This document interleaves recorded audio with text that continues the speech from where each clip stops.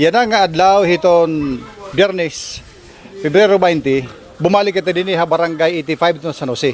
Kanunang semana, na-report natin din nga may problema ang barangay. May tungkol kaya ni Ira din kalsada nga ginayad na stop na ukoy. Kung anong rason, ginhimang rawan ito ni Ira. Pero it maupay nga balita, yan ang adlaw, nakita natin nga bumalik na trabaho.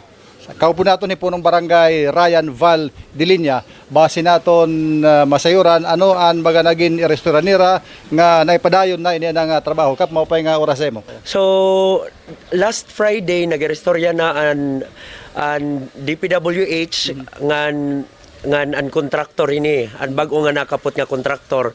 So nagrestorya kami dinhi ha barangay nga ipapadayon na tikangan yan nga semana. So amo ini tikang kakulop gintikangan na ininira nga dayan na nabuho na nga tanan an kalsada nga angay ay don. So kukuhaon na gihapon niya na an eragin buho kay para matikangan na pagsimento gihapon ini.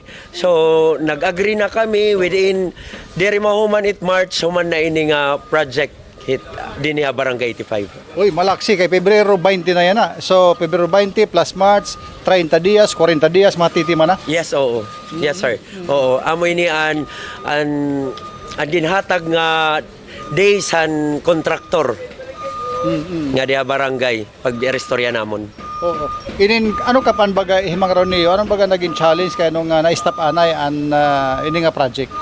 Actually, usagyap ini nga nagka-problema kami didi kay usa didi nga lane kay dati ini nga bagan basurahan ini ya. So mahumok ang tuna. So nag-revise ini ang program of works. So usagyap ini nga nakadilatar an hini nga project. Ay, see, oo.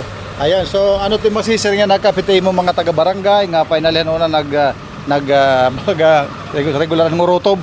Yan yung paghagi baga kan sige reklamo iyo.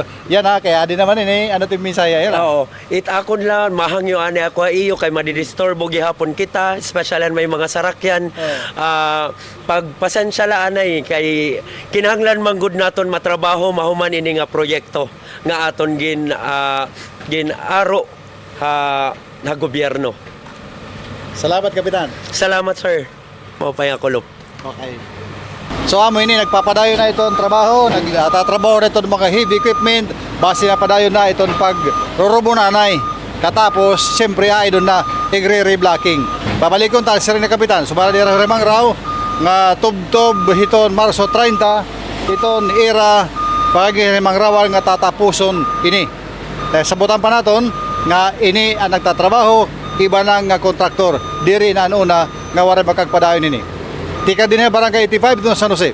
Fred Padurnos, asya na naton. Abanti Balita.